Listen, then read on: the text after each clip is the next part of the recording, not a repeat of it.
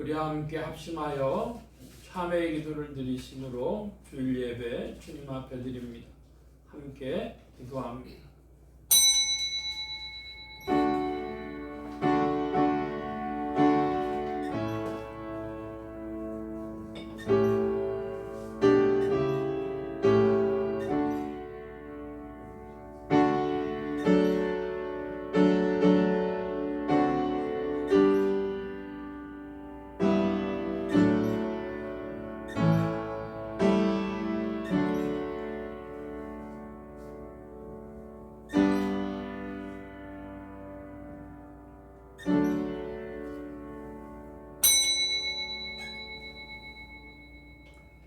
할렐루야. 내 영혼아 여호와를 찬양하라. 나의 생존의 여호와를 찬양하며 나의 평생에 내 하나님을 찬송하리로다. 야곱의 하나님으로 자기 도움을 삼으며 여호와 하나님에게 그 소망을 두는 자는 복이 있도다. 아멘.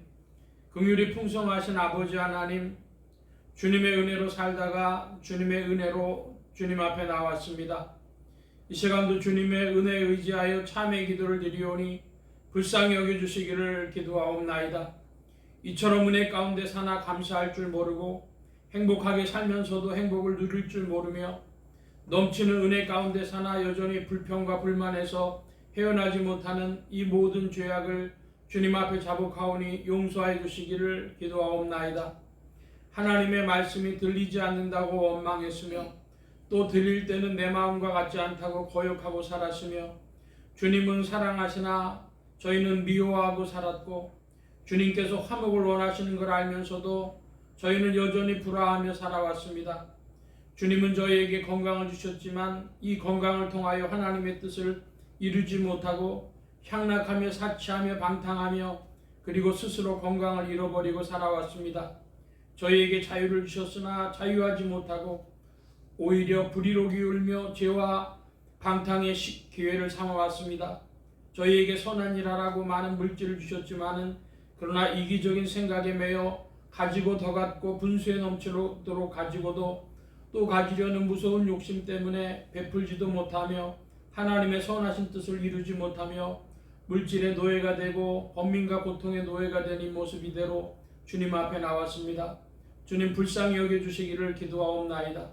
저희 마음 가운데 있는 깊은 악과 교만과 불신앙과 자기 자신에 매여 있는 이 모든 죄악을 용서하시고 이 악에서 건져 주시옵소서. 지금은 하나님과 나만이 아는 죄를 생각하며 묵묵히 참회의 기도를 계속합니다.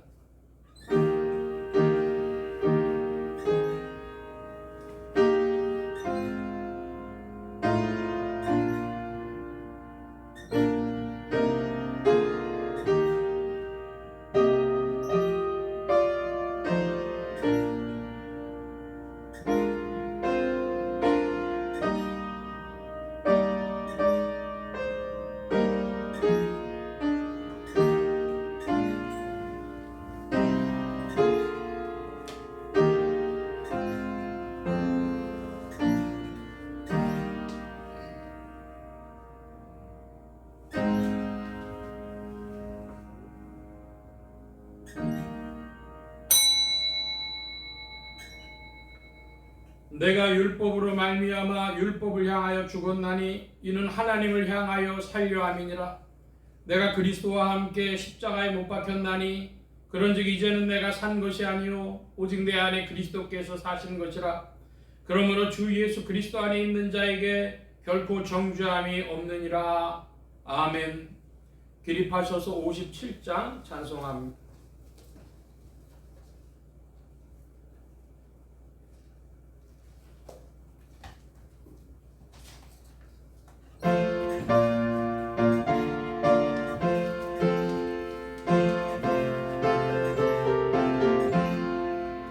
즐겁게 안식할 날 반갑고 좋은 날 내 맘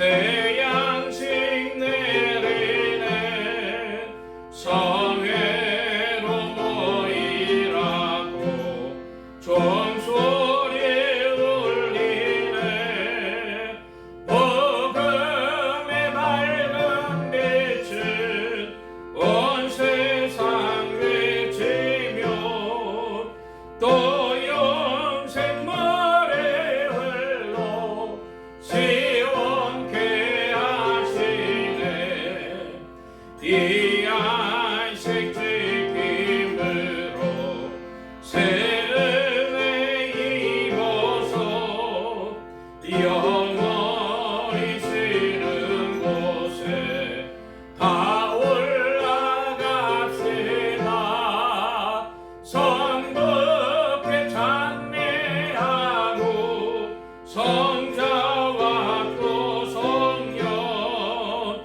잠들신 삼위일체 건송할지어다 아멘.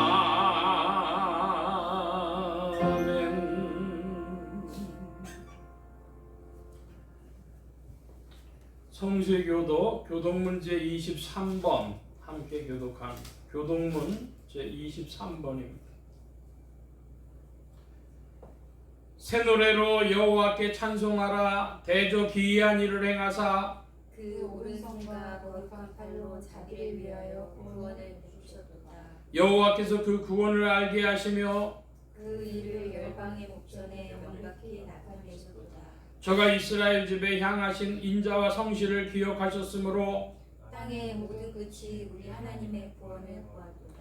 온 땅이여 여호와께 줄거이 소리할지어다 소리를 발하여 즐거이 찬송하며 찬송할지어다. 수금으로 여호와를 찬양하라 수금과 음성으로 찬양할지어다. 나팔과 호각으로 왕 여호와 앞에 줄거이 소리할지어다 바다와 거기 충만한 것과 세계와 그 중에 거하는 자는 다 외칠지어다. 여호와 앞에서 큰 물이 박수하며 산악이 함께 줄거이 노래할지어다 아멘. 사도신경으로 우리의 신앙을 고백합니다. 전능하사 천지를 만드신 하나님 아버지를 내가 믿사오며 그 외아들 우리 주 예수 그리스도를 믿사오니 이는 성령으로 잉태하사 동정녀 마리아에게 낳으시고 본디오 빌라도에게 고난을 받으사 십자가에 못 박혀 죽으시고 장사한 지 사흘 만에 죽은 자 가운데서 다시 살아나시며 하늘에 오르사 전능하신 하나님 우편에 앉아 계시다가 저리로서 산자와 죽은 자를 심판하러 오시리라. 성령을 믿사오며 거룩한 공회와 성도가 서로 교통하는 것과 죄를 사해 주시는 것과 몸이 다시 사는 것과 영원히 사는 것을 믿사옵나이다. 아멘. 작성하시겠습니다. 94장 찬송합니다. 94장.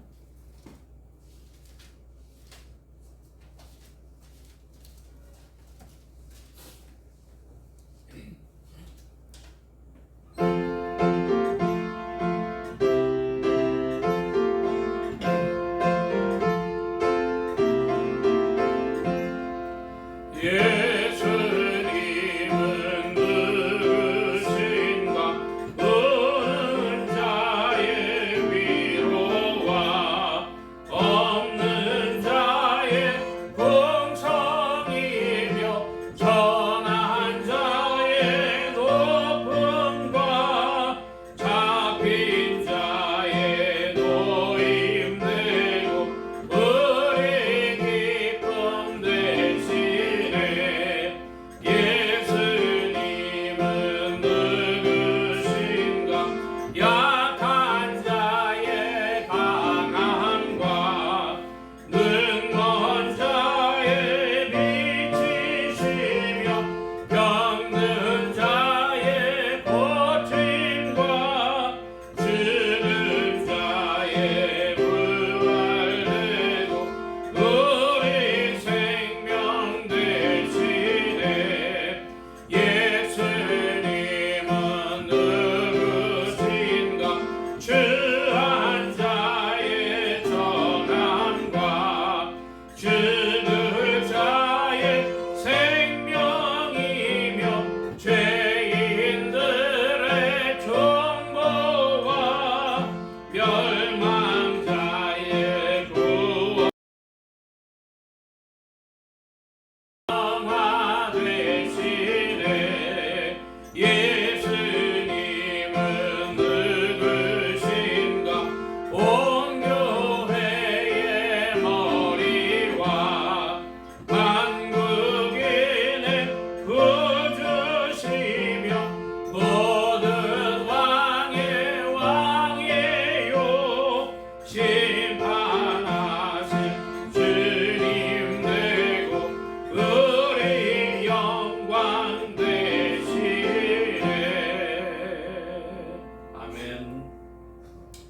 95장 찬송 함께 합니다.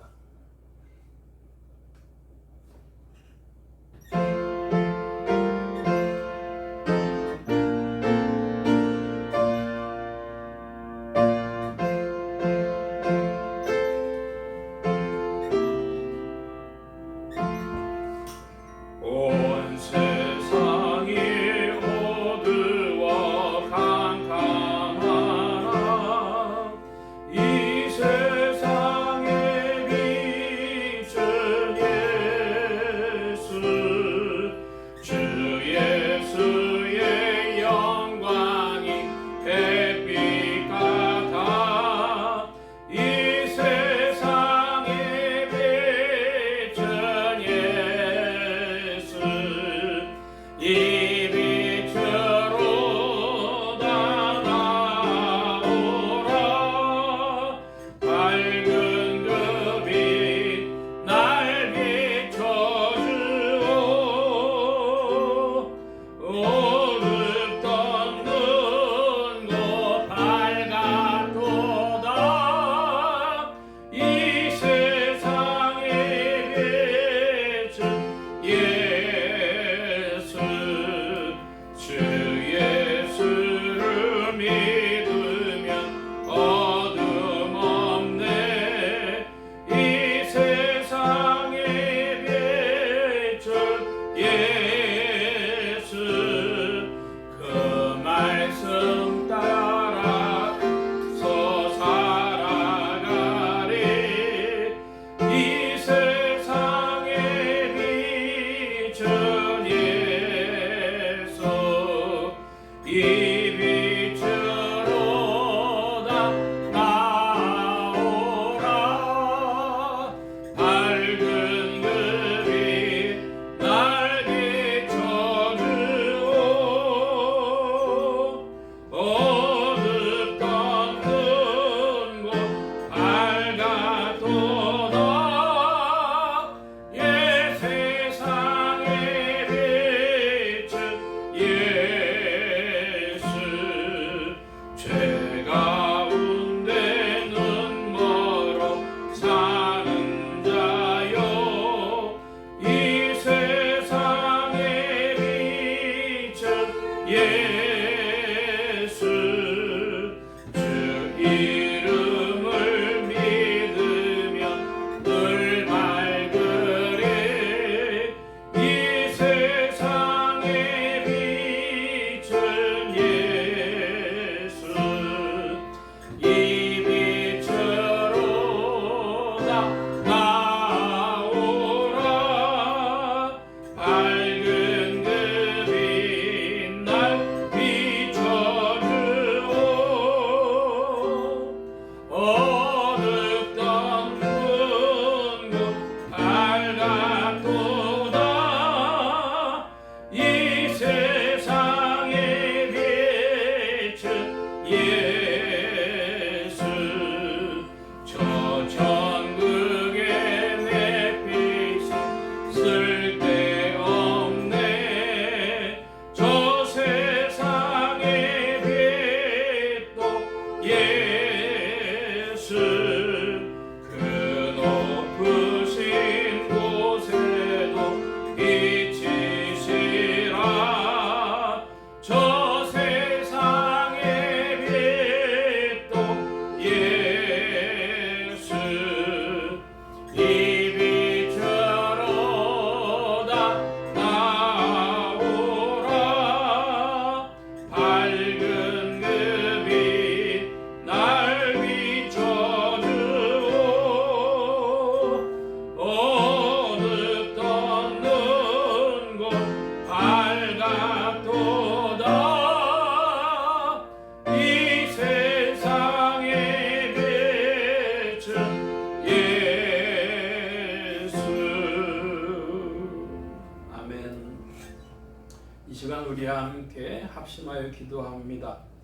주보 맨 뒤에 읽어 주시기 바랍니다. 세계 선교를 위해 기도하는 중에 중남미 선교, 바하마, 도미니카, 아이티, 쿠바, 특별히 쿠바가 우리 대한민국하고 얼마 전에 수교를 했는데요.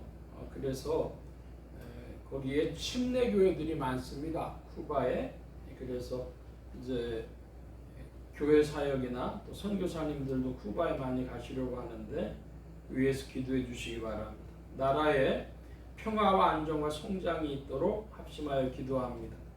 지역 복음화를 위해 기도하는 중에 서울 중북부 지역 중 중구와 종로구, 상계동 지역 교회들이 복음 전화 명언들 추수하도록 예수소망교회 이 지역을 붙여주시도록 예수소망교회 성도들의 신앙 성장과 합심 기도 제목을 위해서 오늘은 가족 신앙을 위하여 기도합니다.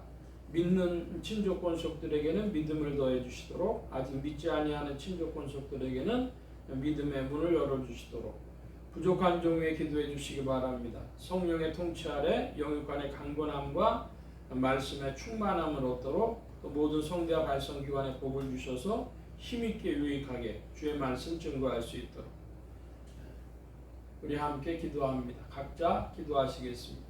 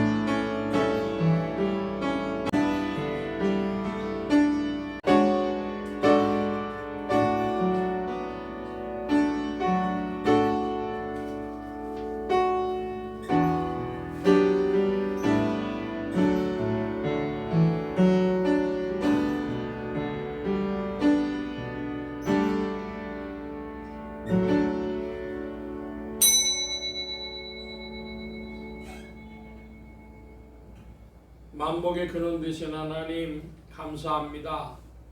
오늘도 주님의 복된 날 만물이 주의 은혜를 찬양하며 주의 이름을 높이고 주께서 역사의 주제가 되서 운행하시는 중에 인생들을 다루시고 역사의 오메가 포인트를 향하여서 인생들을 이끌어 가시고 주님 앞에 겸비케 하시는 줄 믿습니다. 이 세상 처처에 고통과 신음소리가 있으나 이때에 그리스도 예수의 이름으로 돌아올 이들이 더하게 하시고 주의 이름을 높이며 찬양하는 심령들 속에 참된 평강과 소망으로 주님 새롭게 하여 주시옵소서. 주님 인도하여 주셔서 주님의 사랑 가운데 힘을 얻고 전진하는 한국교회가 되어지며 또한 이 대한민국이 되어지기를 원합니다. 특별히 쿠바와 선교의 관계를 맺고 침례교회들이 교류하고 또 선교사님들이 쿠바를 향해서 선교 준비를 하고 계시는 줄 아는데 아버지여 쿠바에서의 복음의 역사가 일어나 그 근동으로 복음의 일들이 확장되게 하여 주시고 그로 인하여서 주님께로 돌아오는 많은 무리들이 중남미에서 일어나도록 역사하시고 주장하여 주시옵소서. 주님의 은혜와 부르심이 오늘도 인생들에겐 소망이 되어지는 줄 믿사오니 아버지 하나님 이 메시지 말에 주님을 향하여 소망둥이들이 더해지도록 이끄시고 인도하여 주시옵소서. 주님 함께하여 주셔서 이 모든 일들 위하여 대한민국을 지켜보아여 주시고 21세기의 선교의 사명을 감당할 수 있도록 한국교회 후원자가 되어지도록 이 대한민국을 주께서 붙드시고 인도하여 주시옵소서. 주님 함께하여 주셔서 오늘도 풍성하고 좋으신 주의 은혜 가운데 이 예배 시종에 운행하여 주시고 우리의 심령의 새 힘과 소망으로 왕성케 하여 주시옵소서. 감사하며 의지하올 때 예수 그리스도의 이름으로 기도하옵나이다. 아멘.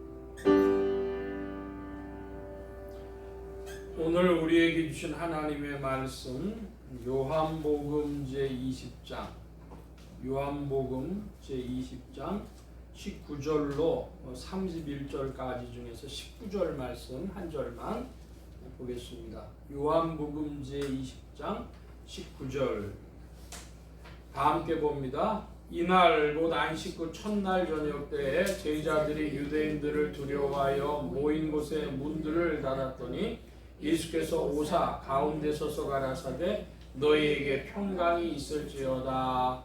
아멘. 478장 찬송합니다. 478장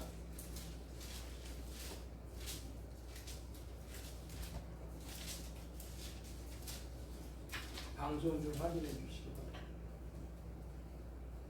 핸드폰으로 봐.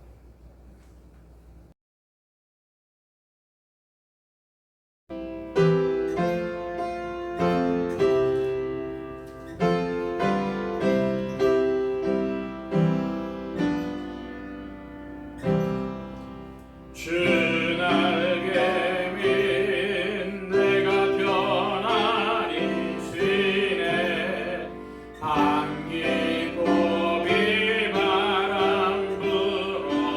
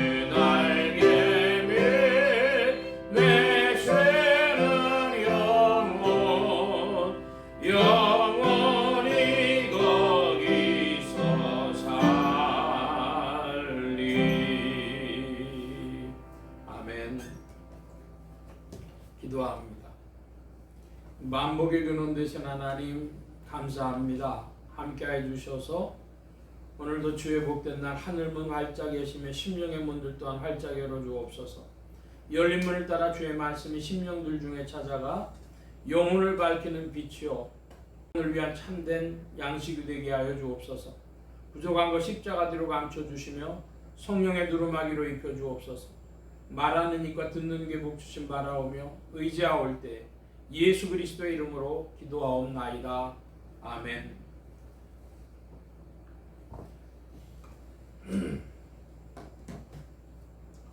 할렐루야.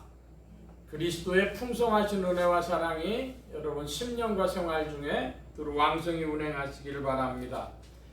오늘 이 아침에는 요한복음 제20장 19절로 31절까지의 말씀으로 요한복음 전체 정리 36번째 시간, 지난주와 본문이 같은데요, 평안과 방언이라고 하는 또 제목으로 말씀을 나누고자 합니다. 하나님의 권능으로 죽음에서 부활하신 예수 그리스도는 죄와 죽음과 저주 가운데 있는 인생들에게 의와 만복의 근원이 되셨습니다. 이 예수 그리스도를 세상의 구주요 나의 주님이요 만유의 주제로 마음에 모시어 영접하는 자에게 성령님께서 내주동행 역사하셔서 그리스도를 섬기며 따르며 순종하는 자들에게 의와 생명과 축복이 실제가 되게 하십니다. 이 예수 그리스도는 첫째 제자들에게 계속해서 평안을 선포하시는 주님이십니다. 평안은 주님의 뜻입니다. 둘째로 성도들은 모국어의 기도와 방언의 기도로 마음껏 많이 기도하면서 평안을 경험할 수 있습니다. 셋째로 방언으로 신앙을 은사주의와 신비주의로 이끌고 가는 모든 불신앙과 이단들을 경계해야 합니다. 오늘 말씀의 중점입니다. 우리 예수소망교회 비전을 살펴보는 중에 우리 주보 안에 보면 예수소망교회 성도의 신앙 고백하는 것이 있습니다. 제가 번호를 부르면 그 내용을 좀 읽어주시기 바랍니다. 예수소망교회 성도의 신앙 고백 1. 그리스도는 거룩한 행복의 근원이시다. 2. 예수소망교회는 거룩한 행복의 비전이 역사하는 교회다. 3. 예수소망교회는 거룩한 행복의 전파를 위하여 존재한다. 4. 우리는 거룩한 행복이 사람을 변화시킨다는 것을 믿는다. 5. 우리는 거룩한 행복의 전도자들이다. 4번에 보면 우리는 거룩한 행복이 사람을 변화시킨다는 것을 믿는다 그랬습니다.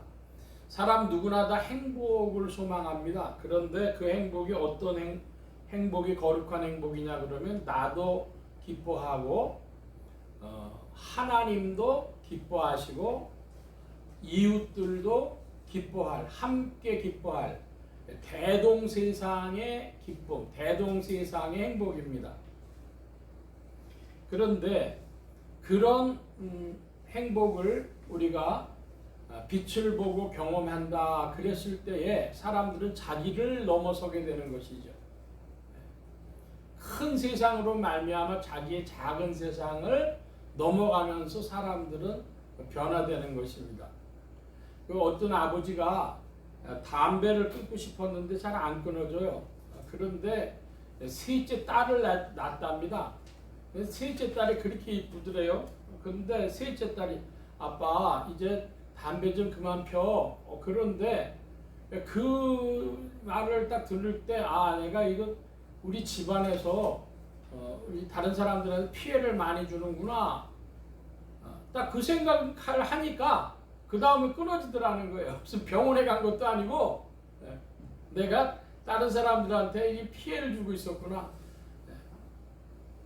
담배 피는 건 자기의 즐거움이었는데 행복이었는데 다른 사람한테 피해된다는 거 아니까 특별히 그 작은 딸이 그 얘기를 하니까 이거 마누라한테도 미안하고 애들 둘 있는 다른 애들한테도 좀 미안하고 우리 작은 애가 그랬으니 다른 우리 식구들 얼마나 참았겠나 이 생각이 드는 거예요.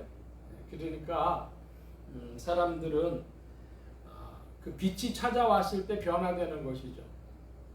대동세상의 행복, 나 혼자 즐거운 것이 아니라 거룩한 행복이 사람을 변화시킨다. 그걸 믿는다. 여러분 믿음되기 바랍니다. 나만 좋지 말고 하나님도 기뻐하시고 이웃도 즐거워할 그런 공동체적인 즐거움. 그것이 지난주의 말씀을 이제 오늘 살펴보고 오늘 말씀을 보려고 하는데요. 예수님께서 제자들에게 두려움에 차 있는 제자들에게 찾아오셔서 평강을 선포하셨습니다. 3번씩이나 19절에도 또 21절에도 26절에도 평강이 있을지어다. 주님의 선포는 주의 말씀은요 창조의 능력이 있어요. 그러니까 평강이 있어라 그러면 있게 되는 거예요. 근데 주님이 왜 계속해서 이 짧은 본문 안에 3번씩이나 말씀하셨을까요? 인생들에게 그렇게 평강이 필요하다고 하는 것이죠. 근데 주님이 이렇게 평강을 선포하시는 것은요 은혜로서의 평강 즉 선포인데 동시에 그 은혜를 받은 사람들 주의 선포를 받은 이들은요 그 말씀을 잘 받아야 되겠습니다. 그 말씀을 잘 받는 것이 성령으로 열매 맺는 것입니다. 성령의 열매 중에 한 가지가 사랑이라 화평, 헬라어로는 에이레네, 화평이다, 평화다, 평강이다 다 똑같은 겁니다. 근데 그 평강의 열매를 맺으려면 어떻게 해야 되죠? 인내와 자비와 양선이다.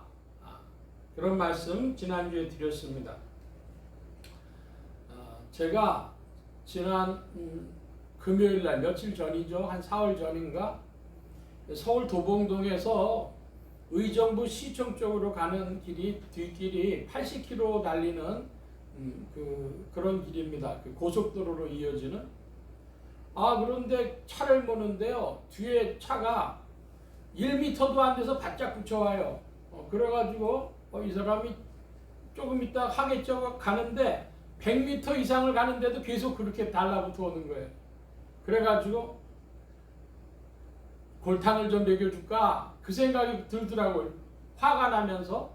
그래서 브레이크를 내가 계속 밟으면 자기도 안 밟고 백이나 그 생각이 딱 들어가더라고. 이 사람이 100m가 넘도록 이렇게 달라붙어 와?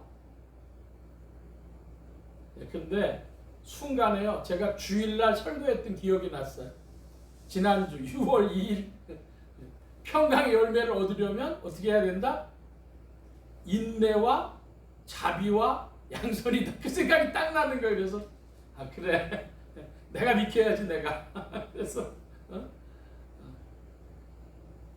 그래 인내, 오래 참음과 자비와 양선인데요. 제가 이렇게 차선을 변경해서 오니까 제 마음에 평화가 있더라고.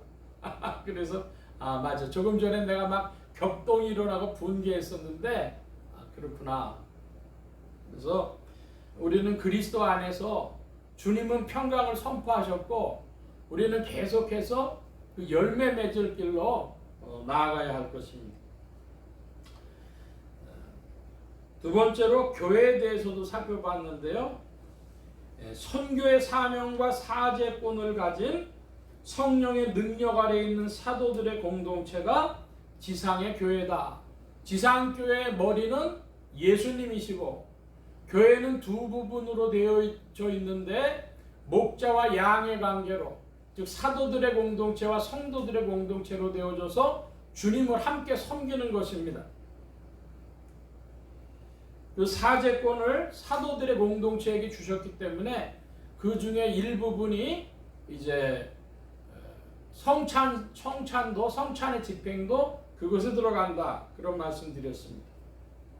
요한복음의 기록의 목적은 믿음과 얻음이다. 그리스도를 믿고 생명 얻으라고 요한복음 우리에게 주셨다. 그런 말씀들 세 가지를 봤습니다. 이 평안과 방언에 대해서 좀 살펴보려고 합니다.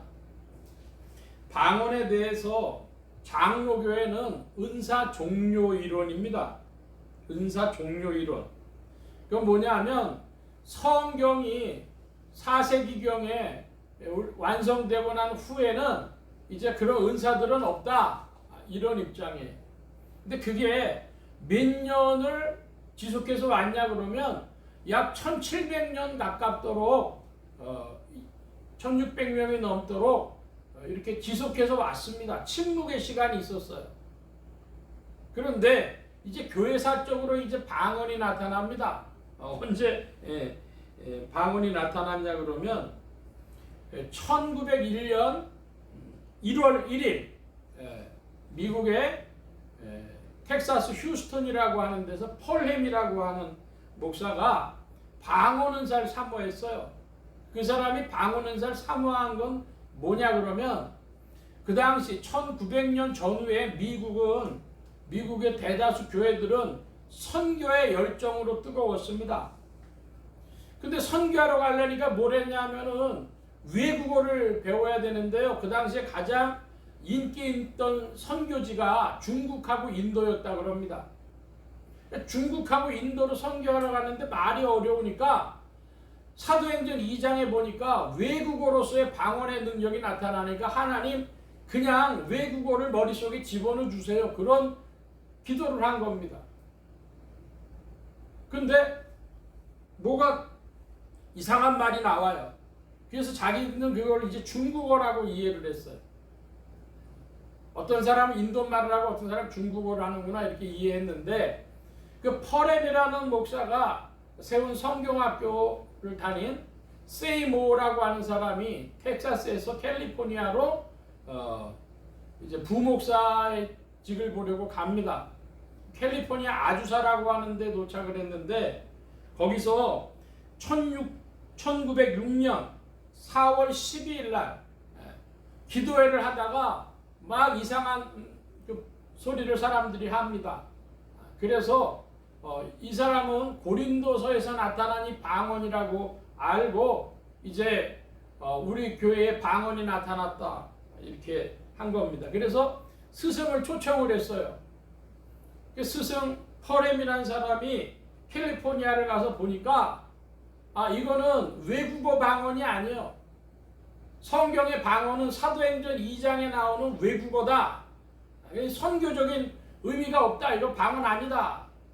그랬더니 이 세이모어라고 하는 이는 고린도서를 보시오. 고린도서에는 신령한 언어 아니오. 그래가지고 둘이 이제 싸우고 헤어졌어요. 근데 그 일이 한국교회는 지금까지도 사실은 영향을 미칩니다.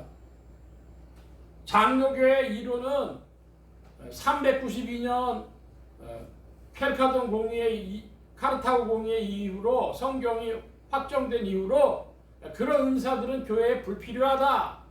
이런 은사 종료 이론이고 그리고 또 이 1970년대 이후에 한국 교회에서는 1973년에 빌리그레암 전도대회라는 거 하는 것이 있었습니다. 1974년에 엑스폴로 74라고 하는 게 있었어요. 그러면서 뭐가 나오냐? 그때 처음으로 교회에 들어온 게 내게 강 같은 평화, 내게 강 같은 평화. 그걸 부르면서 이제 은사 운동하고 방언 운동하고 그런 게 교회 안으로 들어왔습니다. 그래서 장로교 교리로는 그 중진대 방언한다 그러니까 어떻게 되겠어요? 주일 낮 예배 시간에는 못하고 새벽 기도에만 사람들이 방언을 한다든지 집에서 한다든지 기도원에 몰려가서 한다든지 부용 예배 때만 한다든지 뭐 그런 일들로 있어 왔던 겁니다. 제가 기억으로는 2000년 무렵이라고 생각이 되는데요. 안성에 사랑의 교회 수양관이라고 하는 데가 있는데 거기를 옥하는 목사님 살아계실 때 이제 세미나를 해가지고 제자훈련 세미나가 있어서 갔습니다. 강사는 김인중 목사님이라고 안산에 계신 목사님이 하셨는데 막 강의를 하시다가 목사님들이 한 200명도 넘게 이렇게 있는 데인데 부목사님 어디 계시오?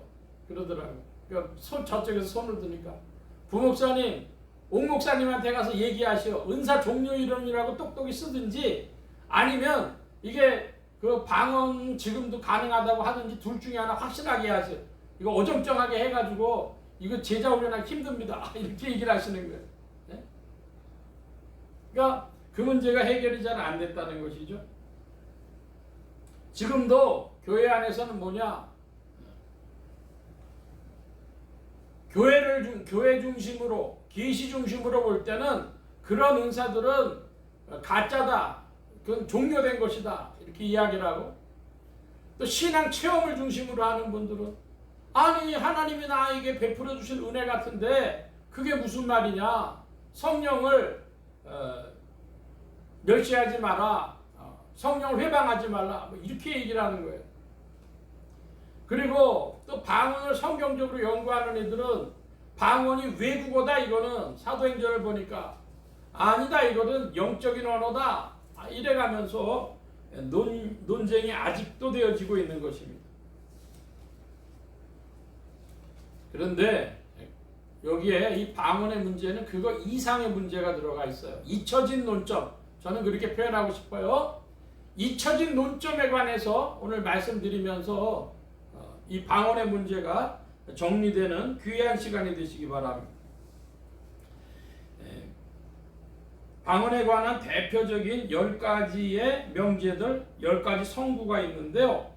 먼저 고린도전서를 살펴보겠습니다. 고린도전서 12장, 14장, 사도행전 2장이 이 방언에 관한 대표적인 본문들인데 신약의 279면 고린도전서 14장 2절 말씀, 이것이 방언에 대해서 잊혀진 논점 중에 가장 중요한 부분입니다. 14장 2절입니다. 여러분 큰 소리로 고린도전서 14장 2절을 모아주시기 바랍니다. 시작. 방언을 말하는 자는 사람에게 하지 않냐고 하나님께 하나니 이는 알아듣는 자가 없고 그 영으로 비밀을 알아내니라. 아멘. 이게 방언에 관한 지금 현재 한국 교회 내에서 찬반을 아무리 이야기하고 있어도 잊혀진 논점이에요. 방언 은사가 끝났다. 혹은 어떤 사람들은 내가 받은 은사인데 왜 성령을 회방하고 모독하느냐? 자, 보시기 바랍니다. 방언을 말하는 사람은 누구에게 합니까? 방언 누구에게 하는 거예요? 하나님께 하는 거예요. 사람 들으라고 하는 게 아니에요. 방언은 하나님 들으시라고 하는 거예요. 자, 그런데 중요한 게 있어요. 이는 알아듣는 자가 없고 그 영으로 비밀을 말함이라 그랬습니다. 자, 여러분 질문합니다.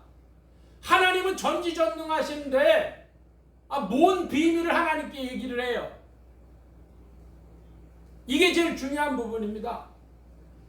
하나님은 전지전능하신데 왜 사람들은 모르고 하나님만 알아들으시라고 방언을 하면서 비밀을 말합니까? 무슨 비밀입니까?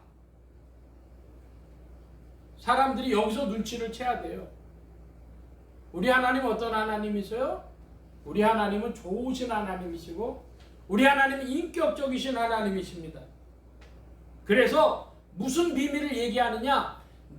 내 영의 비밀, 내 마음속의 비밀, 한마디로 수치스러운 일입니다. 수치스러운 일. 하나님 앞에 내가 창피해서 말할 수 없는 것을요 하나님께 탄원하도록 인격적이신 하나님이 나도 모르도록 말하게 하시는 거예요. 하나님께. 하나님, 내가 이런 잘못 졌습니다. 저런 죄 졌습니다. 하나님, 내가 이렇게 욕심꾸러기입니다. 내가 이렇게 성질이 납니다.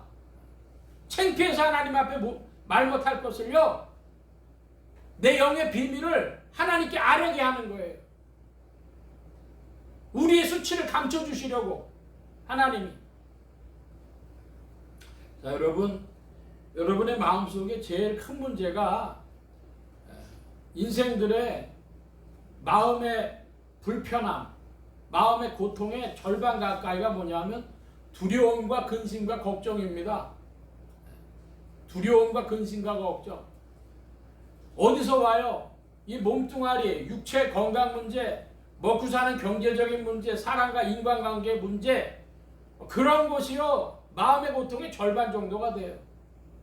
네, 여러분, 그거보다 그 다음에 또 있는 것들이 있어요. 뭐냐? 이혼 소송을 하러 오는 분에 대해서 어떤 여자 변호사님이 얘기를 하는데요. 그런 얘기를 하는 거예요. 이혼하러 오는 사람은, 자기한테 찾아오는 사람 전부 뭘 갖고 오냐 그러면요, 분노와 억울함을 얘기를 한대요. 분노가 없는 사람, 배우자에 대해서 분노가 없고 억울함이 없는 사람이 없대. 내가 저한테 어떻게 했는데 이럴 수가 있냐. 다 그런 얘기를 한다는 거예요. 네? 내 마음속에 분노와 억울함. 여러분, 내 마음속에 분노와 억울함이 있으면 소화가 잘 돼야 안 돼요? 잘 안 됩니다. 위장이 잘 돌아가야 되는데 소화가 잘 안 돼요. 제가 유튜브를 보는 중에 올리버 샘이라고 하는 미국 청년하고 한국인 부인하고 사는 그런 부부의 이야기가 올라오는 걸 가끔 보는데, 딸이 둘이 생겼어요. 미국 텍사스에 사는데 3살짜리 딸이 있고, 최근에 이제 그 동생을 본 거예요. 그래가지고 친정 엄마가 딸 보러 미국 손주 봐주러 미국까지 갔는데, 미국인 할아버지 할머니가요 그 둘째를 본다고 집에 방문을 했어. 근데 그 할아버지, 그 미국인 할아버지 할머니가요 키가 좀 이렇게 크니까 걔는 할아버지 할머니 무릎 정도밖에 안 가. 근데 할아버지 할머니가 그 애를 들고 애 얼굴만 쳐다보는 거야, 자기 밑에 있는데. 근데 그때부터 걔가 어떻게 됐냐면 삐졌어. 애가 삐져가지고 이름을 불러도 대답을 안 해. 말을 시켜도 대답을 안 해. 그 다음에 어떻게 되냐 그러면요, 자기 앞에 있는 막 이걸 던져버리고 싶어 막 이러는 거야. 응? 애가. 그래서 엄마 아빠가 눈치를 채고 장모님한테 그 우리 새로 태어난 갓난쟁이는 장모님이 좀 봐주셔. 그리고요 그 애를 막 이렇게 달래주는 거예요. 놀아주고 막. 그 애가 이제 마음이 풀려. 이게 사람 마음속에 뭐가 있냐면요, 이 시기질투심이라고 하는 게요 굉장히 깊은 곳에 있는 게 시기질투입니다. 인간을 참 이 시기질투하다 보면요 인간의 자존감이 무너진다고 할 정도입니다. 치사한 마음이 들면서 내가 이렇게 치사한 존재가 하면서 자괴감에 자기가 또 무너진다는 거예요. 여러분, 견물생심이라는 거 아시죠? 견물생심. 물건을 딱 보면 내 거 만들고 싶은 마음이 생겨요. 거기서 도적질이 나오는 거죠. 도적질한 다음에 어린아이한테 야 네가 가져갔지 그러면요, 아이고 내가 가져갔어, 여기 있어, 내놓은 애들 거의 없어요. 안 그랬는데요. 도적질하고 거짓말이 붙어 다니는 거예요. 그리고 여러분, 인간의 마음속에 그러니까 뭐가 들어가냐, 광패라 그럽니다. 성경의 단어로는 광패야. 미친 마음인데 그 미친 마음에 뭐가 있냐면 파괴, 또 살인, 폭력성, 그 다음에 중독, 음란, 이런 것이 다 광패에 속하는 것들입니다. 이걸 다 묶으면 뭐라고 얘기를 할 수 있어요? 이게 아담입니다. 아담. 하나님 밖에 있는 아담의 모습이 이런 거예요. 내 안에 이런 것들이 차 있는 거, 그것을요 하나님 앞에 말합니다. 나도 알아들을 수 없도록 하나님 영혼 깊은 곳에서 나오도록 하시는 거죠. 그 영으로 비밀을 말합니다. 자, 계속해서 보겠습니다.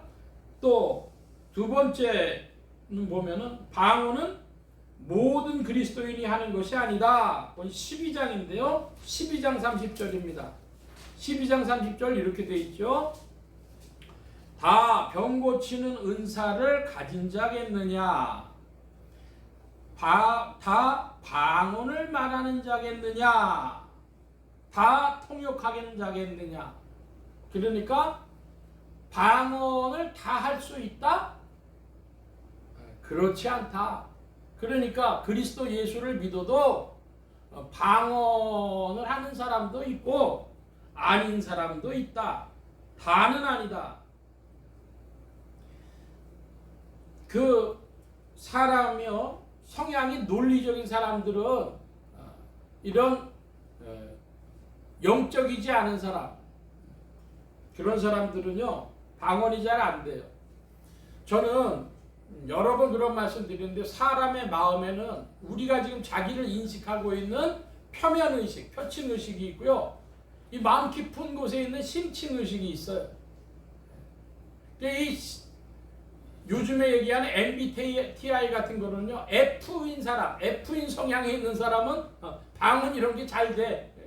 근데 T인 사람, 윤리적이고 논리적이고 막 이런 사람들은 이거 잘 안 됩니다. 그러니까 사람 성향에 따라 다르니까 다 되는 게 아니다. 교회 다닌다고 다 하는 거 아니다. 자, 세 번째로요, 방언은 어떤 기능을 하느냐? 14장으로 다시 돌아가서 14장이 4절입니다. 고린도전서 14장 4절 여러분 봐주시기 바랍니다. 14장 4절 시작. 방언을 말하는 자는 자기의 덕을 세우고 이어가는 자는 교회의 덕을 세우나니. 예, 방언은 뭘 세워요? 자기의 덕을 세워요. 예언하는 자는요, 교회의 덕을 세운다 그랬어요. 여기에 교회를요 공동체라는 말로 다 한번 바꿔보세요. 교회 공동체의 덕을 세운다는 것은요, 합심하게 하고 서로 용납하게 하고 협동하게 하고 이런 걸 이끄는 거예요. 예언이요 시간적으로 미래에 있을 어떤 이야기라는 것이 아니라요, 예언은 교회의 덕을 세우는 겁니다. 그런데 방언은 자기 덕을 세운다, 자기의 덕을 세운다. 이걸 보고 유다서의 말씀에 건축이라, 자기를 건축한다 하는 것과 같은 것입니다. 내 안에 있는 아담의 불순물들을 하나님 앞에 고백하고 직고함으로, 토설함으로 이렇게 내어놓으면서 뭐를 해요? 자기를 건축해 가는 겁니다. 자기의 덕을 세워나가는 것입니다. 영어로 말하면 빌드업이죠. 축구 선수들이 축구를 할 때 빌드업을 잘하는 축구팀이 있어요. 패스를 막 하면서 전진해 나가는 것이죠. 자기 덕을 세운다. 방언을 말하는 뭘 세운다? 방언은 자기 덕을 자기의 덕을 세운다. 이 유다서에 자기를 건축한다고 하는 것과 같은 것이다. 건설구원, 건축구원, 그런 말씀도 제가 가끔씩 드려본 적이 있습니다. 이제 네 번째로,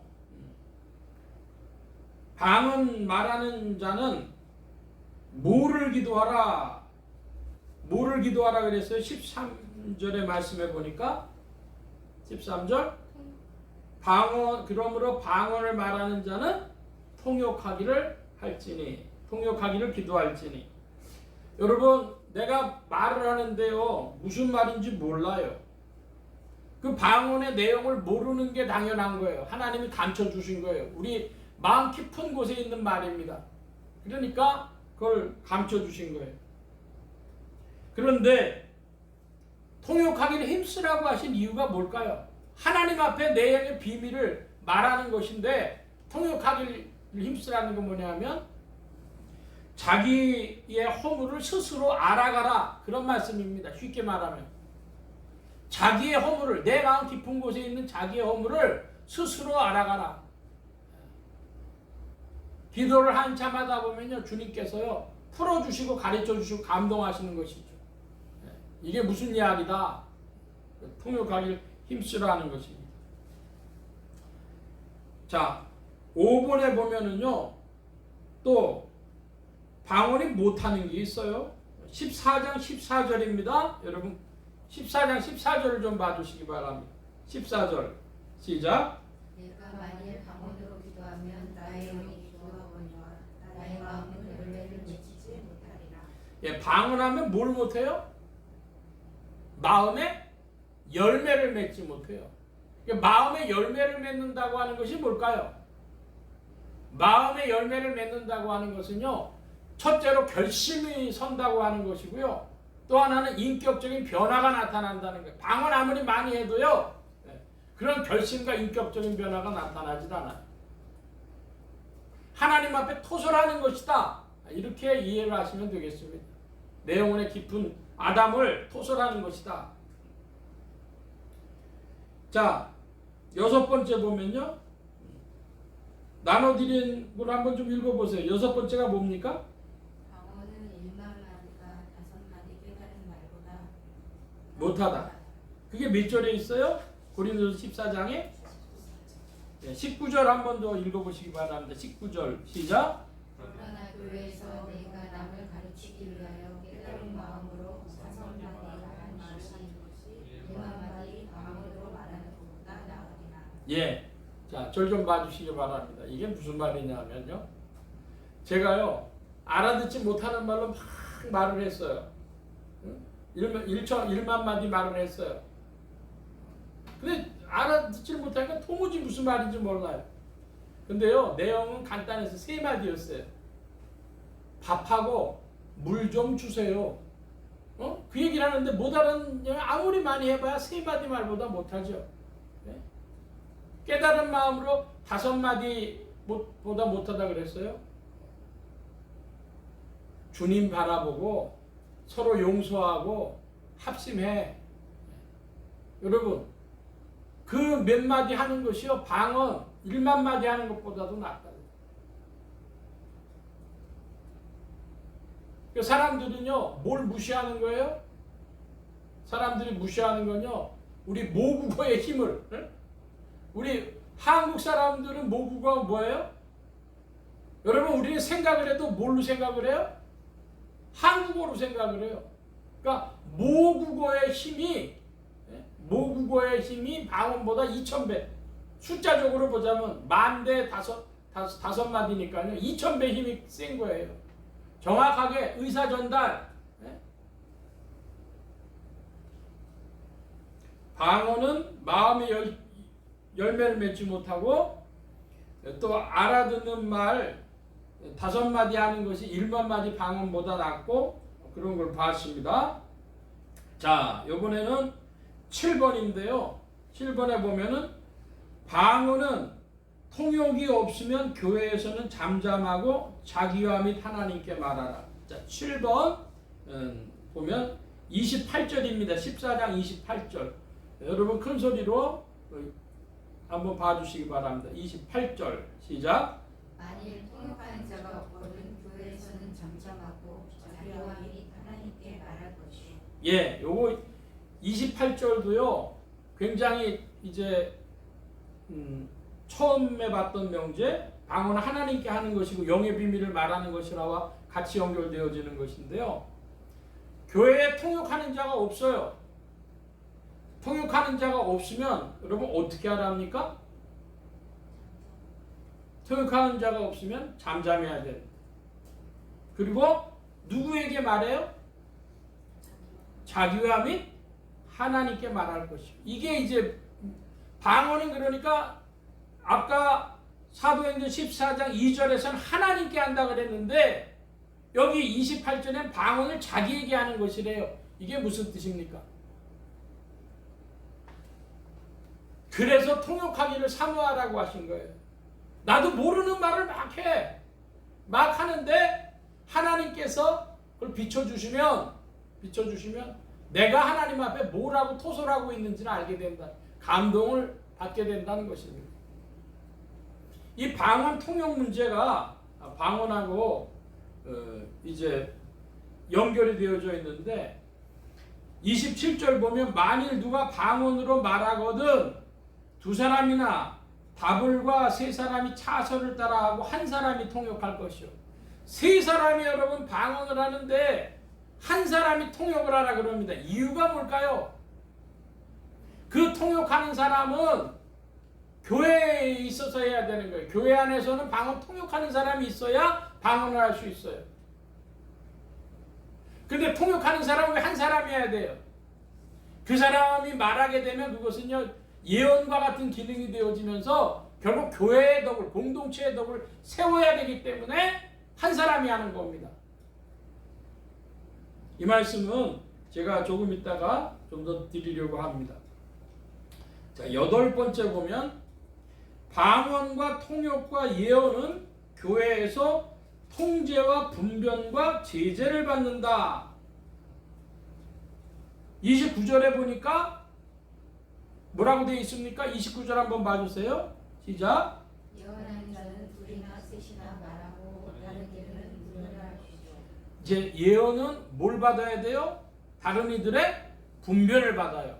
아, 저것은 하나님께로서 주신 말씀이 맞아. 아, 저거는 아닌 것 같아. 분별의 기준이 뭡니까? 자기 자의적인 것이 아니라 교회의 덕을 세우는 일. 합심하라고. 하나님 앞에 순종하고 합심하고 협동하라고. 그런 분별하는 예언은 분별되어진다 하는 것이고, 또 하나 다른 단어가 있죠. 여기 32절에 보면은 예언하는 자들의 영이 예언하는 자들에게 뭘 받는다? 제재를 받는다 그랬어요. 자, 아까 방언을 보니까 통역이 없으면 어디선 하지 말래요? 교회에선 잠잠하라. 교회에선 하지 마라. 그러니까 방언, 통역, 예언 이것은 통제되고 분변되고 제재된다 이것입니다. 자, 그래서 한마디로 얘기해서 교회에서는 통역이 없으면 방언하지 말라. 이건 간단히 말하면 교회에서는 방언하지 말라 그 얘기입니다. 그럼 방언 어디서 해야 돼요? 방언에 대해서 9번째 보니까 39절에 이렇게 되어져 있어요. 그런즉 내 형제들아 예언하기를 사모하며 방언 말하기를 금하지 말라 그랬습니다. 그러니까 방언 말하기를 금하지 말아야 되는데 교회에서는 잠잠하게 하니까 어떻게 돼요? 개인적으로 할 수 있습니다. 개인적으로 골방에서 하든지 이렇게 할 수 있는 것입니다. 그런데 사도 바울이 재밌는 표현을 했어요. 10번째 보면 모든 사람보다 방언을 더 말함으로 사도 바울은 하나님께 감사했습니다. 18절인데요. 14장 18절 뭐라고 되어 있습니까? 18절 여러분 좀 읽어주실까요? 시작. 내가 모든 사람보다 방언을 더 말함으로 하나님께 감사합니다. 아멘. 자, 사도 바울은 왜 방언 많이 말함으로 하나님께 감사했을까요? 하나님께 감사한 이유는 자기의 덕을 쌓고 자기를 건축하는 일을 할 수 있었기 때문에 감사하는 거예요. 자, 여러분, 사람이 말을 한다고 할 때 여러분 힘이 없으면 말이 나와요? 밥만 한 끼 제대로 안 먹어도요, 사람 축 처져 있으면 말이 안 나와요. 기가 살아있을 때, 기가 살아서 즐거움이 있을 때 말이 막 나오죠. 그것처럼 하나님이 우리에게 은혜를 주실 때 이 방언도 말이에요. 말이니까 우리 속에서 이렇게 나와야 되는 거예요.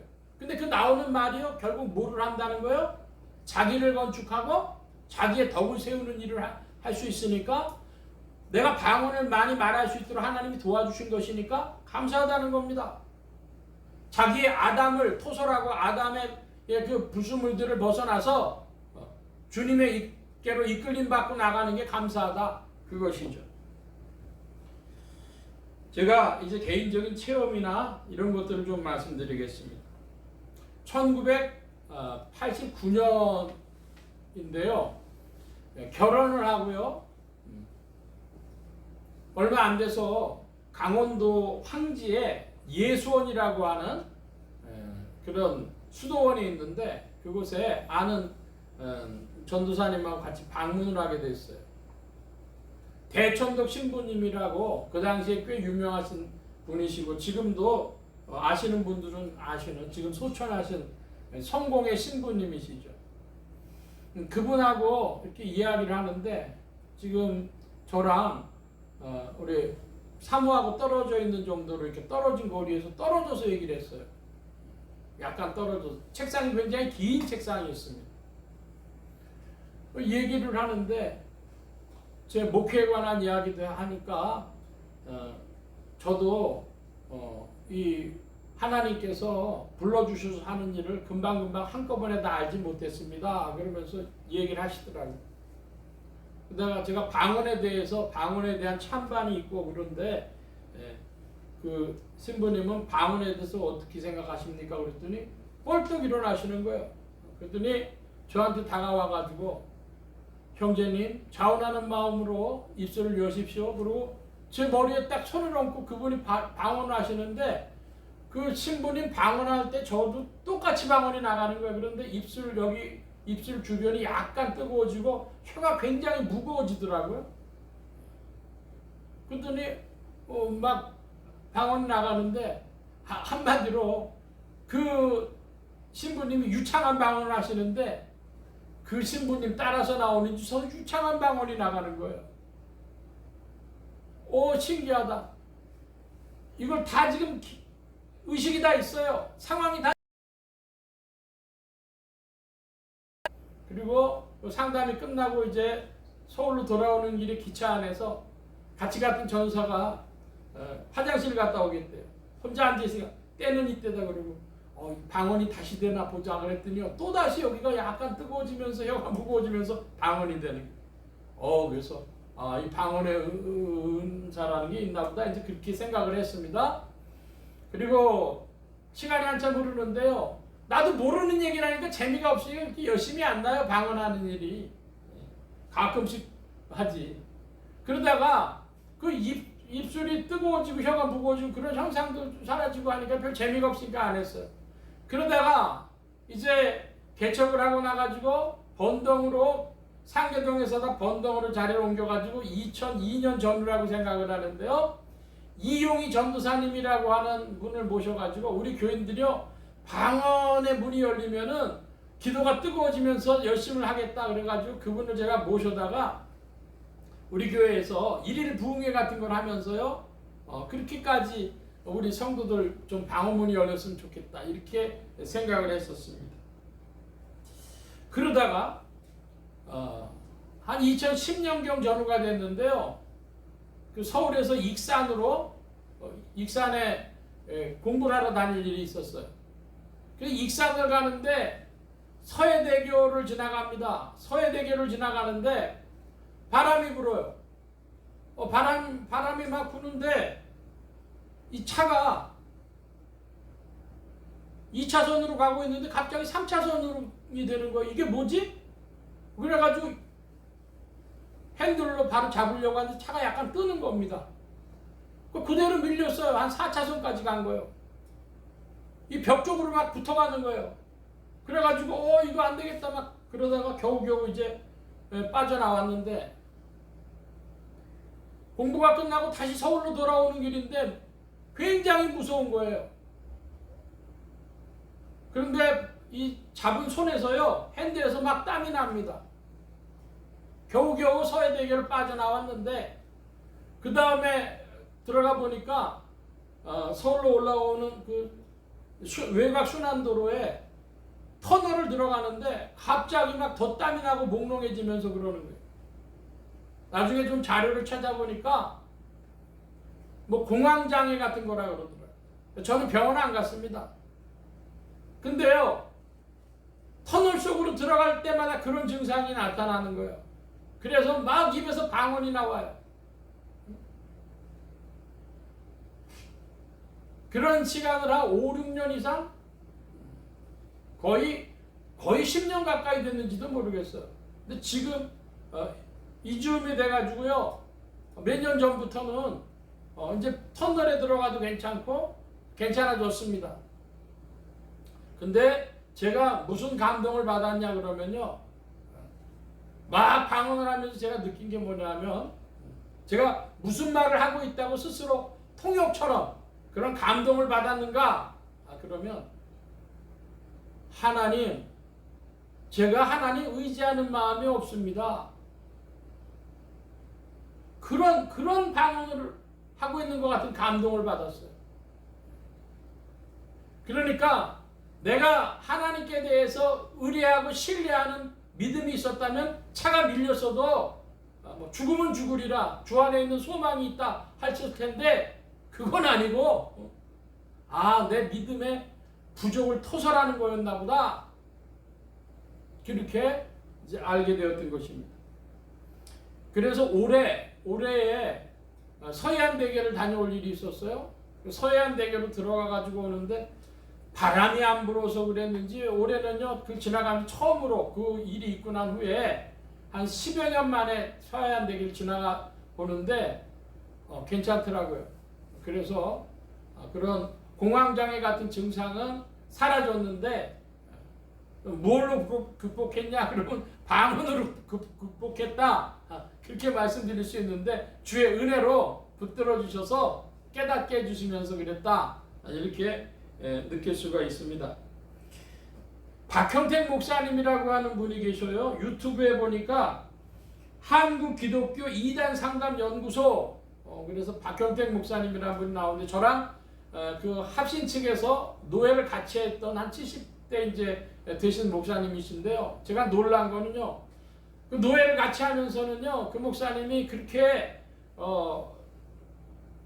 기억력이 좋으시고 그러신 분, 연구 많이 하시는 분이신 줄 몰랐어요. 그런데 그 유튜브에 띄우는 걸 보니까요, 굉장히 자료들을 많이 정리하시고 70이 되셔도 뭐 이제 아직도 열심히 있으시더라고요. 그래서 그분이 방언에 대해서 말씀하시는데 당연히 뭡니까? 당연히 은사 종료 이론이죠. 장로교 목사. 근데 은사 종료 이론하고 방언이 성령의 은사다, 둘 중에 하나를 사야 된다면 저는 그 박형택 목사님 줄에 쓸 수밖에 없습니다. 그게 교회를 보호하고 계시의 말씀을 세워주는 역할을 하기 때문이죠. 방언이 없어도 교회는 성도들의 합심으로 주님을 머리 대신 주님 안에서 생명으로 운영돼 나가는 것입니다. 자, 여러분 질문합니다. 은사 종료 이론이라고 하는 것하고 교회에 기적이 없다는 것하고 똑같이 생각하시는 분들이 있더라고요. 여러분, 교회에 기적이 있어요, 없어요? 교회는요, 세상 끝날까지 기적이 있어요. 왜? 성령이 함께 해주시니까, 전능자가 함께 해주시니까. 근데 여러분, 그 통로가 뭐예요? 주님께 대한 성도들의 믿음과 순종과 충성과 특별히 교회 공동체의 합심에 있는 줄로 믿습니다. 여러분, 성도들이 합심 기도하면 오늘도 기적이 나타나요. 믿기를 바랍니다. 이 사람들이요, 은사하고 기적이란 단어를 혼동하는 거예요. 은사라고 하는 것은요, 그 사람을 통해 가지고 한 사람의 특정인을 통해서 그 능력이 나타나고 하나님의 선물로 그 사람을 통해 나타난다는 겁니다.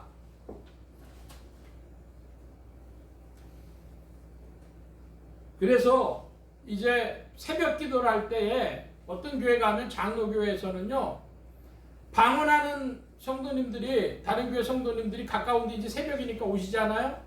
그러면 가서 이야기합니다. 성도님, 방언하시려면 우리 교회 못 나오십니다. 제지하는 거죠. 교회에선 잠잠하라 이것입니다. 또 어떤 분은요, 방언하시는데 어떤 나이 드신 권사님이신데 개구리 방언 같은 걸 하더래요. 꽥꽥꽥꽥 그런 걸 하시더래요. 그랬더니 그 목사님이요, 권사님한테 쳤어요. 권사님, 예수님 생각하시면서 방언하세요. 여러분, 그게 한마디로 심층 속에서 나오는 것이기 때문에 자기가 통제할 수 있는 의식 바깥에서, 심층 의식에서, 무의식에서 이렇게 나오는 것이기 때문에요, 초점이 정확해야 돼요. 그 목사님이 가셔가지고 권면을 잘 하셨어요. 권사님, 예수님을 생각하시면서 예수님 사랑하는 마음으로 방언하세요. 그렇게 조언을 하셨습니다. 그랬더니 일주일 있다가 새벽기도에 그 다른 교회 나가시는 권사님이 오셨는데 그 권사님이요, 여름에 포도 한 박스를 사갖고 오셨더래요. 그래서 아니 이게 뭡니까? 그랬더니 목사님, 나 방언이 바뀌었어요. 방언이요, 내가 듣기에도 좋은 소리가 나와요. 그러시더라는 거예요. 예? 주님을 생각하면서 주님을 사랑하는 마음으로 내 마음속에서 나오는 말입니다. 저는 한마디로 이야기를 하자면 그 한국 교회사에 봐주시기 바랍니다. 1954년에 대한민국의 인구가 어느 정도 됐을 것 같습니까? 1954년, 지금부터 70년 전에 대한민국 인구가요 그때 2천만이 넘었어요. 2천만. 응? 지금 5천만이잖아요. 그때 세상에 2천만이에요. 2천만 인구에 80만이 신자였어요. 약 4%가 신자였어요. 근데 1970년이 됐을 때 기독교인이 320만이 됐습니다. 우리 대한민국 인구는 3,200만이고 그래서 약 10%가 이제 그리스도인이 됐어요. 예수 믿는 사람들이 됐어요. 그러면 연 몇 퍼센트 정도로 성장한 건 줄 아십니까? 연 8% 정도로 성장을 했어요. 막 교회가. 그러니까 굉장히 빠른 속도로 교회가 성장해 온 겁니다. 자, 그런데 1971년부터 1981년까지 11년 사이에 320만이 764만으로 바뀌었어요. 그러니까 240% 이상으로 교회가 성장을 11년 만에 240% 이상으로 성장을 했는데 그 안에 있었던 일이 제가 여러 번 말씀드리는 1973년에 빌리그레암 전도대, 1974년에 엑스폴로 74, 그리고 내게 강 같은 평화, 그리고 부흥회, 이런 것들로 사람들이 막 이제 교회를 움직여 나가는데 방언하고 은사운동 벌어지고 하는 것입니다. 근데 바로 이 70년대 때 전에 없었던 무슨 일이 벌어진 건지 아십니까?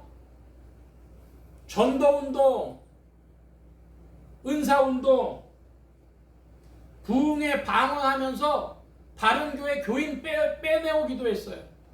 그 전까지 한국교회는 1970년까지 54년에서 70년까지 성장했을 때 뭐로 했냐? 그러면은 구제하는 거, 교회가 윤리적이다, 성경 논다, 교회가 연합한다, 그런 것들로만 뭐 특별히 능력이 나타나가지고 교회가 성장한 게 아닙니다. 그것만 하고도 8%로 해가지고 성장을 했는데 70년대에 764만이 1981년에 764만이 된 건요 8.5%밖에 안 돼요. 그래봐야 0.5% 더 성장한 거예요. 그런데 거기에서 한국교회 손해를 본 것이죠. 그거 조금 더 성장하자고 은사운동, 뭐 방언, 전도, 부흥회 이런 거 하다가요 사실은요 764만 됐는데 그 다음이 중요하죠. 1981년부터 2004년까지 24년 동안 764만에서 1000만이 됐어요. 2004년에 한국교회가 1000만이 됐는데요. 그 성장은 24년에 764만에 1000만 되는 건요. 24년 만에 그 정도 31% 성장하는 것은 1년에 1%도 안 되는 거예요. 1년에 1%도 안 돼 그 성장은. 그 다음에 2005년에서 2014년까지는요. 1000만이 1065만 됐어요. 6.5% 성장했어요. 10년 만에. 1년에 0.6% 정도밖에 0.6%에서 잘 안 되는 거예요. 그리고 2015년에서 2021년까지 7년간에는요. 이 1065만이 880만으로 줄었습니다. 마이너스 17%. 해마다 2%씩 줄어간 거예요. 자, 긴 얘기입니다만은 간단하게 말씀드리면 1981년부터 지금 2021년까지 2022, 23 자료는 없어요. 코로나 때문에. 여러분 그거간 보면 어떻게 됩니까? 1981년에서 2021년까지면 51년 동안입니다. 여러분 51년 동안 한국 교회는 뭐 했다는 거예요? 큰 변화가 없어요. 큰 변화가 없고요. 전도하고 은사운동 하다가요 8%씩 만약에 계속 50몇 년을 성장해 왔다면 한국교회가 옛날처럼 1960년대 50년대 60년대 교회처럼 성장해 왔다면 한국은요 지금 전 인구가 기독교인이었겠죠. 제가 말씀드리고 싶은 것은 은사운동 하다가 전도운동 하다가 한국교회가 손해 많이 봤다 이것입니다. 방언하다가 손해 많이 봤다 그 말씀을 드리는 거예요. 자, 방언에 관한 결론과 오늘 말씀을 좀 보면 방언은 본질적으로 말입니다. 말. 무슨 말입니까? 자기의 심층의식에서 나오는 자기도 모르는 말입니다. 그게 방언입니다. 이 방언은 두 번째로 영의 비밀을 하나님께 아뢰는 것입니다. 영의 비밀을 말씀드렸어요. 내 마음속에 있는 아담을 하나님 앞에 드러내고 토설하는 것이다 이것입니다. 그래서 방언은 개인적으로 골방에서 많이 말하여서 자기 덕을 쌓을 수가 있습니다. 예수님을 생각하면서 예수님을 사랑하는 마음으로 하나님 앞에 믿음의 마음으로 방언을 하면 자기 덕을 쌓아나가는 것입니다. 이제 오늘 말씀의 결론입니다. 주님은 제자들에게 계속해서 평안을 선포하십니다. 성도들의 평안은 주님의 뜻입니다. 여러분 한번 따라 하십시다. 성도들의 평안은 주님의 뜻이다. 예. 그러므로 성도들은 모국어의 기도와 방언의 기도를 마음껏 많이 하면서 평안을 경험할 수 있습니다. 여러분 기도하시기 바랍니다. 하나님 앞에 우리말 기도가 되시는 분은 겸손한 마음으로 주님 앞에요 참의 심령을 가지고 소망의 마음을 가지고 믿음의 마음을 가지고 우리말로 기도하시고 방언의 문이 열리는 분은 그걸 가지고 교회에서는 안 하셔도 자기의 골방에서 마음껏 기도하실 수 있어요. 다른 사람들 시기 질투나게 나 방언해 너는 못하지 그런 얘기하지 마시고 하나님 앞에 자기 영의 비밀을 마음껏 아뢰 수가 있습니다.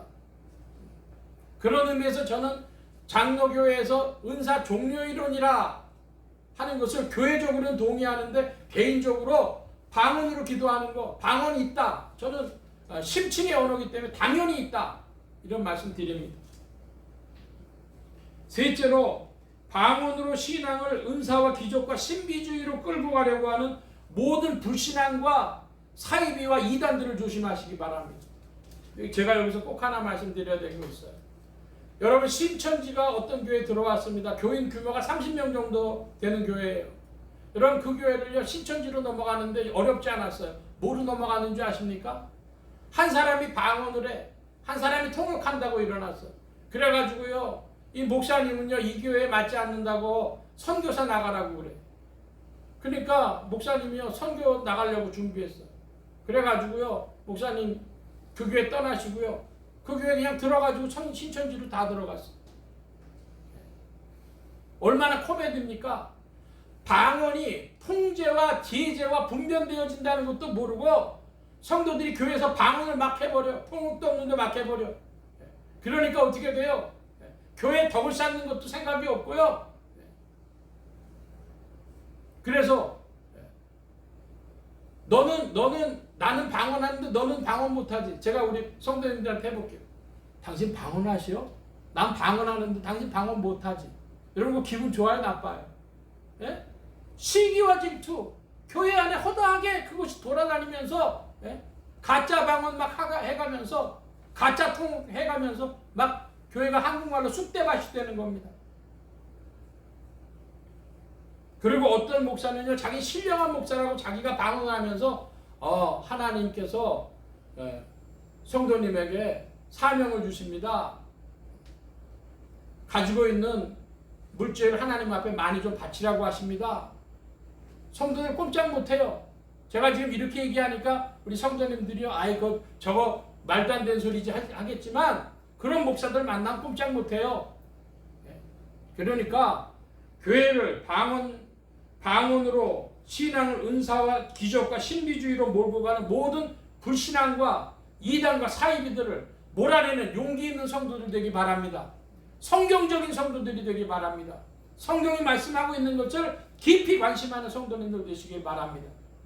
주님은 우리의 평안을 원하십니다.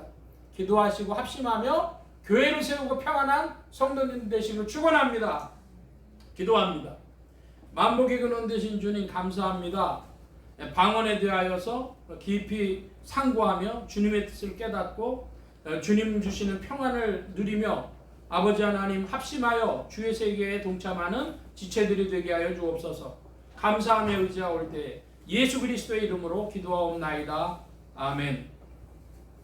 찬송합니다. 480장 찬송하며 봉헌합니다.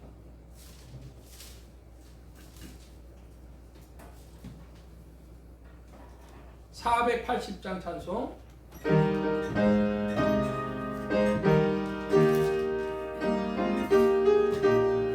1절 합니다. 기도하는 이 시간 주께 무릎 꿇고 우리 구세 주 앞에 나아옵니다. 믿음으로 나가면 주가 보살피사 크시는 사를 주네. 거기 기쁨 있네. 기도 시간에 복을 주시네. 고난 내 마음 속에 기쁨 충만하네. 아멘. 여러분, 하나님 기도 시간에 복을 많이 주십니다. 할렐루야. 우리가 합심해서도 기도하고 개인으로도 기도하고 주님 주시는 기쁨을 누리는 기도하는 성도님들 되시기를 바랍니다. 이 시간 우리 함께 기도합니다. 각자 받으신 말씀 붙잡고 기도하시고 성령님 한 주간 인도하여 주옵소서. 기도하시고 소원 기도의 제목 있으신 분들, 아픈 곳 있으신 분들 가슴에 손을 얹고 기도하시기 바랍니다. 말씀 받은 영혼들 위해 주의 손길 나타내신 줄 믿습니다. 각자 기도합니다.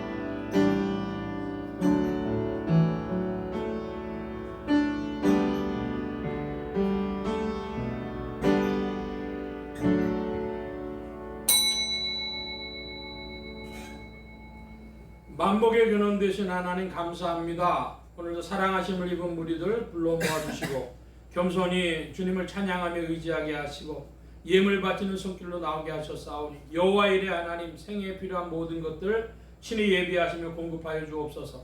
이 예물이 쓰여지는 곳마다 하나님의 의가 선포되어지며 하나님의 나라가 확장되게 하여 주옵소서. 온 교회와 성도들 속에도 세임 베풀어 주시기를 구하고 감사하며 예수 그리스도의 이름으로 기도하옵나이다. 아멘.